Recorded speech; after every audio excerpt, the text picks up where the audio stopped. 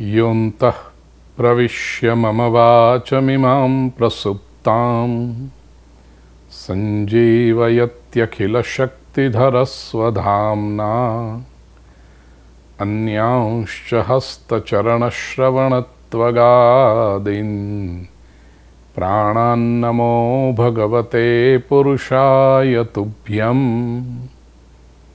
मनसः काममाकूतिं वाचः सत्यमशीमहि पशूनां रूपमन्नस्य मयि श्रिश्रयतां यशः।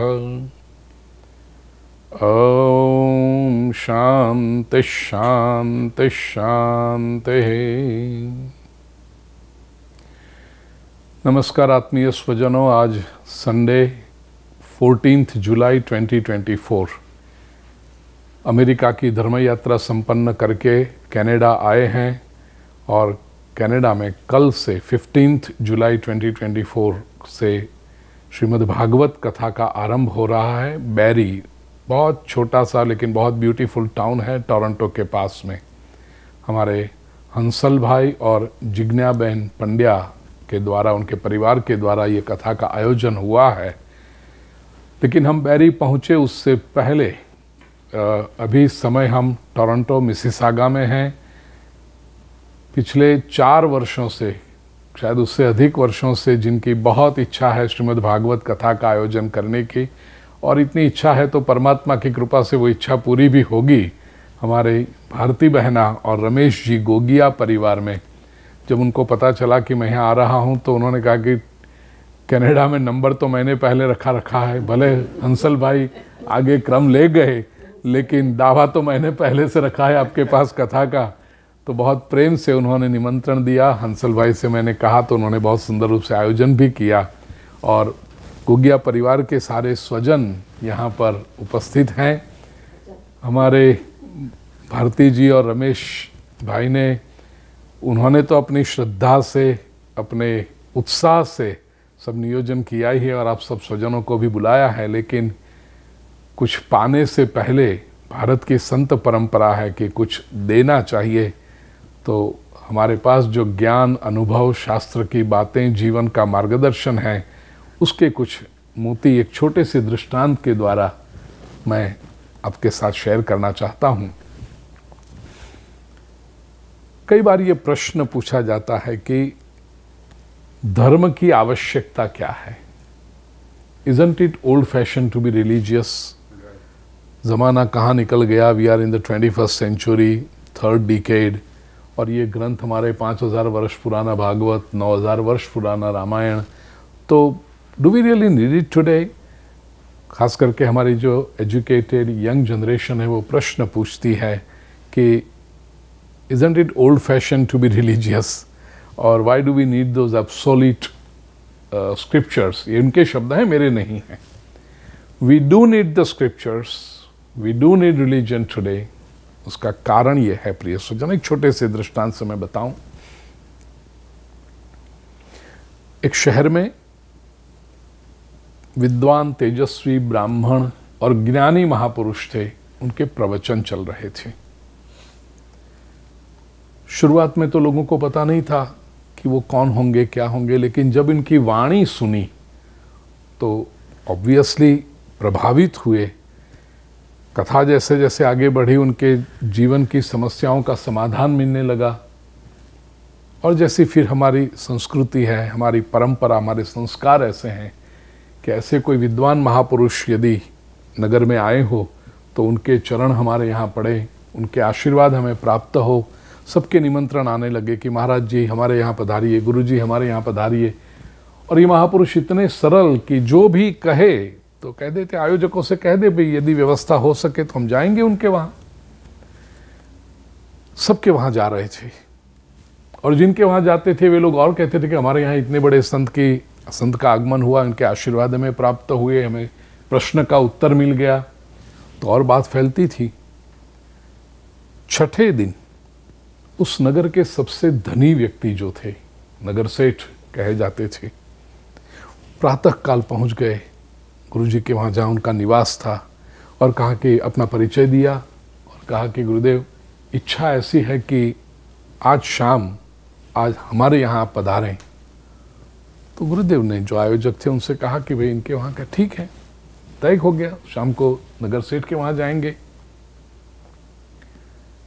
कथा पूरी हुई, नगर सेठ आ गए थे कि मैं अपनी गाड़ी भी, मेरी गाड़ी भी पवित्र हो जाए तो आप मेरी गाड़ी में पधारें गुरुदेव। हाँ ठीक है, आपकी गाड़ी में। नगर सेठ अपनी गाड़ी में बिठा करके ले आए। अच्छा सा मकान था, ऑब्वियसली नगर सेठ थे, और स्वागत के लिए तैयारियां कर रखी थी। स्वजनों को, जैसे भारती जी ने और रमेश जी ने आप सबको बुला रखा है, ऐसे नगर सेठ ने भी अपने सब स्वजनों को बुला कर रखा था कि भाई इतने बड़े संत पधारने वाले हैं तो आप भी आइए, दर्शन का लाभ लीजिए, उनके आशीर्वाद लीजिए। आए थे सब लोग, स्वागत किया गया, बिठाया, फूल की माला पहनाई। भारती जी ने बुके दिया लेकिन उन्होंने फूल की माला पहनाई। भेंट अर्पण करनी थी वो सब हो गया। उसके बाद गुरुदेव ने भी प्रार्थना की और फिर अपने परिवार का परिचय कराया नगर सेठ जी ने कि गुरुदेव ये मेरा बड़ा बेटा, उनकी पत्नी, उनके संतान, मझला बेटा, उसकी पत्नी, उनका संतान, छोटा बेटा, उनकी पत्नी, उनके संतान। गुरुदेव ने सबको आशीर्वाद दिए। अंत में नगर सेठ जी ने कहा कि गुरुदेव मुझे बड़ी प्रसन्नता हुई, आपके आशीर्वाद प्राप्त हुए, अब एक इच्छा है। गुरुदेव ने कहा क्या इच्छा है? शाम का समय है, भोजन का समय है, आप मेरे यहाँ यदि प्रसाद पाएंगे तो मुझे बड़ी प्रसन्नता होगी। गुरुजी ने कहा भोजन तो मैं करूं, लेकिन मेरा नियम है कि मैं कुछ प्रश्न पूछूं आपसे, और प्रश्न के उत्तर यदि मुझे ठीक लगे तो मैं आपके वहाँ भोजन करूंगा। नगर सेठ ने कहा कहिए गुरुजी क्या प्रश्न है? गुरुदेव ने पहला प्रश्न पूछा, सेठ जी आपकी संपत्ति कितनी है? How much is your wealth? पहला प्रश्न ये पूछा। नगर सेठ ने तुरंत कहा 211,000। अब ये गुरुदेव पूरी दुनिया में घूमे हुए थे। आदमी नाम का सैंपल और उसकी डिजाइन कितनी कितनी अलग होती है उनको सब पता था। 2,11,000 में भला कोई नगर सेठ हो सकता है आज के ज़माने में? अच्छा, जिस तरह की गाड़ी में बिठा कर ले आए हैं, जिस तरह का मकान है, जिस तरह का अंदर फर्नीचर लगा हुआ है, जिस तरह के कपड़े जेवर पहने हुए, पता चल गया कि इस आदमी के सामने 211,000 तो कोई मायना नहीं रखता।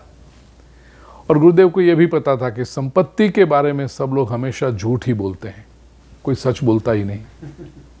जब संपत्ति होती नहीं तो बहुत दिखावा करते हैं कि हमारे पास तो बहुत है, हमारे पास बहुत है, और असल में जब संपत्ति आने लगे तो छुपाने की शुरुआत करते हैं। तब कहेंगे नहीं कुछ नहीं, कुछ नहीं। हाँ? 5-7 दुकानें हो, बड़े स्टोर हो, बड़ा इन्वेस्टमेंट लगा रखा हो, कितनी प्रॉपर्टियां रेंट पे चढ़ी हुई हो, बहुत सारा कामकाज भगवान की कृपा से हो, ऐसे व्यक्ति से पूछिए कैसा चल रहा है कारोबार, वो कहेंगे बस दाल रोटी निकल रही है। ये दाल रोटी वालों से बहुत सावधान रहना। 7 पीढ़ी का इकट्ठा करके बैठे हुए हैं लोग और बात दाल रोटी की करते हैं। तो मिलकर संपत्ति के बारे में हमेशा लोग झूठ ही बोलते हैं। गुरुदेव ने दूसरा प्रश्न पूछा, सेठ जी आपकी उम्र कितनी है? नगर सेठ ने तुरंत कहा गुरुदेव 12 वर्ष हुए। सोचते इसमें भी झूठ बोल रहा है ये। अभी परिवार का परिचय कराया, बेटों के यहाँ संतान है, इज ऑलरेडी अ ग्रैंडफादर, चेहरे पर से पता चलता है कम से कम 65-70 के आसपास का तो होगा, और ये कहता है 12 साल। किसी बहना से उनकी उम्र पूछो तो 2-5 साल इधर उधर करे, वो बात समझ में आती है, लेकिन ये तो मर्द आदमी। सोचा कमाल है, इसमें क्यों झूठ बोलता होगा। तीसरा प्रश्न पूछा, सेठ जी आपके पुत्र कितने? नगर सेठ ने तुरंत कहा गुरुदेव एक पुत्र है। गुरुदेव सोफा पर बैठे थे, खड़े हो गए। इस आदमी के यहां भोजन की तो बात छोड़ दो, पानी भी नहीं पीना चाहिए, अरे इस घर की हवा भी श्वास में नहीं जानी चाहिए। इतना झूठ बोलने वाला आदमी अभी परिचय कराया तब कहता है 3 बेटे, और अब मैं पूछता हूं कितने पुत्र, तो कहा 1। निकलने लगे बाहर। नगर सेठ पीछे दौड़ते हैं, गुरुदेव मत जाइए गुरुदेव। अरे निकल गए, दरवाजे तक पहुंच गए। दरवाजे पर नगर सेठ की पत्नी ने जाकर गुरुदेव से कहा यदि आपको जाना हो तो मैं रोक तो नहीं पाऊंगी, लेकिन गुरुदेव जाने से पहले इतना आपको बता दूं, मेरे पतिदेव ने जो उत्तर दिए हैं वो सारे सही उत्तर हैं। गुरुदेव ने कहा, बहन जी आप भी कथा श्रवण करने आप तो आती हैं रोज, बिल्कुल सन्मुख बैठकर आप कथा श्रवण करती हैं, और अब पति की बारी आई तो आपने पार्टी बदल दी। कौन इनकी बात को सच मानेगा? प्रिय स्वजनों, नगर सेठ की पत्नी बड़ी संस्कारी थी, और कथाओं में हमेशा मैं कहता हूं, जिस घर में स्त्री संस्कारी हो वहां धर्म, संस्कृति और संस्कार टिकते हैं। पुरुष थोड़ा इधर उधर हो जाए तो उससे बहुत फर्क नहीं पड़ता। स्त्री यदि संस्कारी हो तो पुरुष को पुनः सही मार्ग पर आना ही पड़ता है। इसका अर्थ मैं पुरुषों को इधर उधर होने की छुट्टी नहीं दे रहा हूं, वो नहीं हो, लेकिन यदि हो गया, स्त्री यदि स्थिर होगी तो पुरुष को वापस सही मार्ग पर आना पड़ेगा। नगर सेठ की पत्नी बड़ी संस्कारी थी। उसने कहा, गुरुदेव मैं बताऊं आपको, अपने पहला प्रश्न पूछा, हमारी संपत्ति कितनी? और मेरे पतिदेव ने कहा 211,000। आपको लगा ये झूठ बोल रहे हैं, बात सही है आपकी, लेकिन गुरुदेव आपके आशीर्वाद हैं, पितरों के आशीर्वाद हैं, भगवान की कृपा है, मेहनत भी हम करते हैं तो परिणाम मिलता है। लाखों कमाते हैं और लाखों का खर्चा भी करते हैं, लेकिन ये लाखों आए और लाखों का खर्च किया, उसमें अभी तक धर्म के लिए, आप जैसे महापुरुषों की सेवा के लिए, मानव की सेवा के लिए जो संपत्ति खर्च हुई थी, कल तक थी 200,000। आज ही इन्होंने एक अच्छे काम के लिए 11,000 का संकल्प किया है, तो आज हमारी संपत्ति हुई 211,000। बाकी के लाखों आए और गए, उनको करना क्या है? गुरुदेव आपने दूसरा प्रश्न पूछा, उम्र कितनी है, एज कितनी है? हम तो ठहरे व्यापारी लोग, सिंधी लोग बड़े व्यापारी होते हैं, बहुत गिनती करते हैं, तो कहते हैं हम तो सब हिसाब रखते हैं। जैसे संपत्ति का हिसाब रखते हैं, ऐसे समय का भी हिसाब रखते हैं। शरीर की आयु तो हुई है 65 साल, लेकिन ये 65 वर्षों में धर्म के लिए, आप जैसे महापुरुषों की सेवा के लिए, मानवता की सेवा के लिए जो समय खर्च हुआ वो है 12 वर्ष। वो हमारी सही आयु। बाकी तो पशु भी जीते हैं ना, तो खाना पीना मौज करना वो तो पशु भी करते हैं। और तीसरा प्रश्न आपने पूछा, पत्नी ने अपने पति के सामने देखकर कहा कि इस प्रश्न का उत्तर तो आप दीजिए, मैं नहीं दे पाऊंगी, मैं मां हूं। नगर सेठ ने कहा, गुरुदेव बेटे तो हैं 3, परिचय भी कराया आपको, लेकिन अब आप ही देख लीजिए। बड़े बेटे को पुकारा है जिग्नेश, और जिग्नेश ने अंदर से रूम में से कहा, चिल्लाओ मत, समय नहीं है। दूसरे बेटे को पुकारा महेश। महेश ने कहा, नौकर को भेज रहा हूं, जो काम करवाना हो करवा लेना। और सबसे छोटे बेटे को पुकारा भरत। भरत दौड़ता हुआ आया, दोनों हाथ जोड़ के पिता से पूछता है, बताइए पिताजी मैं आपकी क्या सेवा करूं? नगर सेठ ने गुरुदेव से कहा, गुरुजी बेटे 3 लेकिन पुत्र 1। कहने की आवश्यकता नहीं कि उस दिन गुरुदेव ने नगर सेठ के वहां भोजन किया। प्रिय स्वजनों, ये छोटा सा दृष्टांत, छोटी सी बात,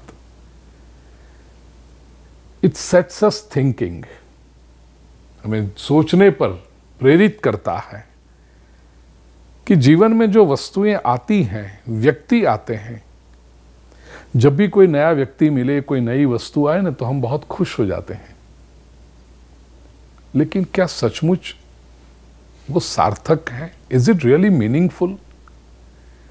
संसार की एक दृष्टि है कि कोई भी नया है तो अच्छा लगता है। नया मोबाइल फोन लेकर आए, नई कार लेकर आए, नए घर में रहने आए, कोई नया परिचय हुआ, वो आज तो पार्टी में गए थे, एक दो आदमी ऐसे अच्छे मिल गए।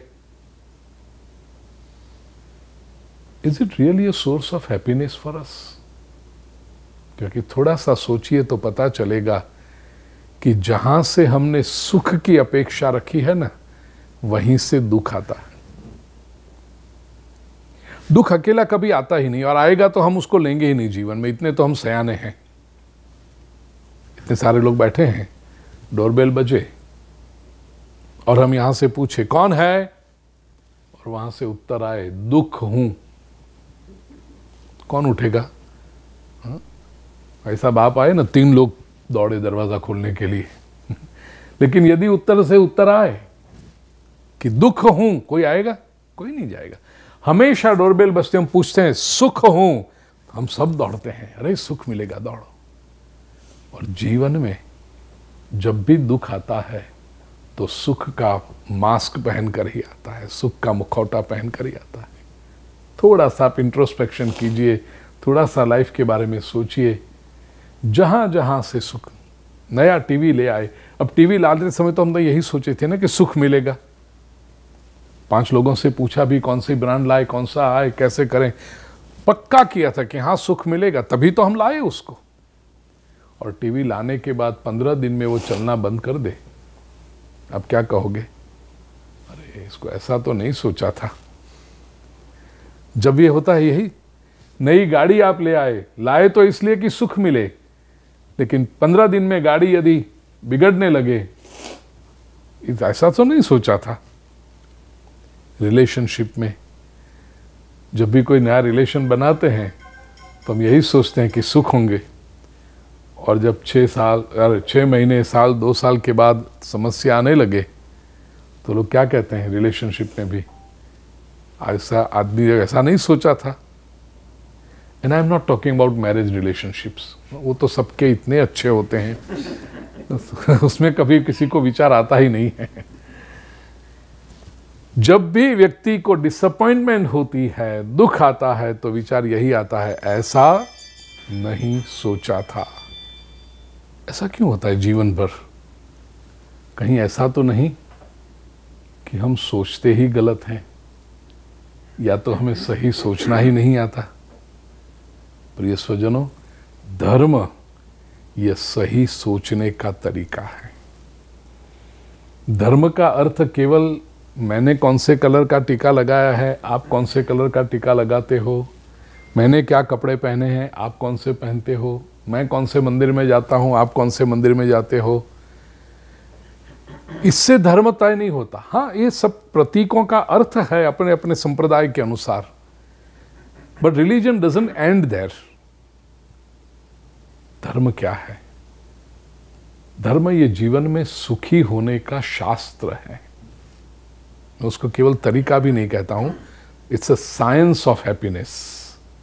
और वो यदि व्यक्ति सही सोचे इन द राइट डायरेक्शन, तो धर्म के द्वारा, शास्त्रों के द्वारा, महापुरुषों के उपदेश के द्वारा, it is just training our mind to think in the right direction, and it's all here.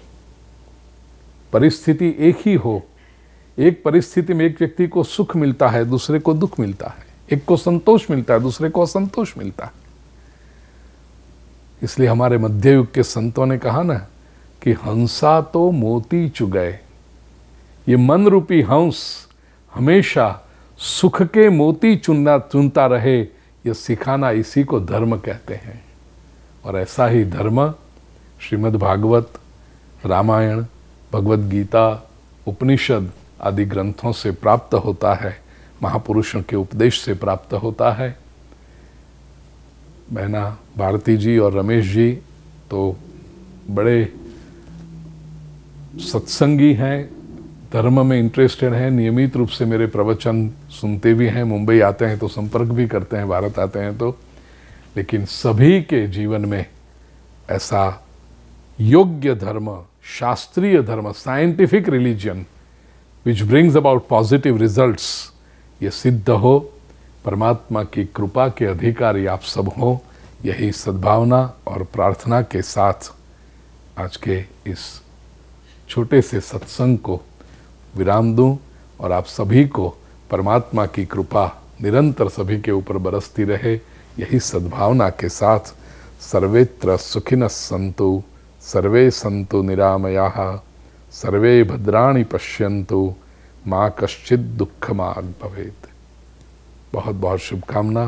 बोलिए श्री कृष्ण कन्हैया लाल की, श्री लक्ष्मी नारायण देव की जय, सियावर रामचंद्र भगवान की जय, पवन सुत श्री हनुमान जी महाराज की जय, जगदम्बे मात की जय, सद्गुरु देव की जय। नमः पार्वती पतये, हर हर महादेव हर।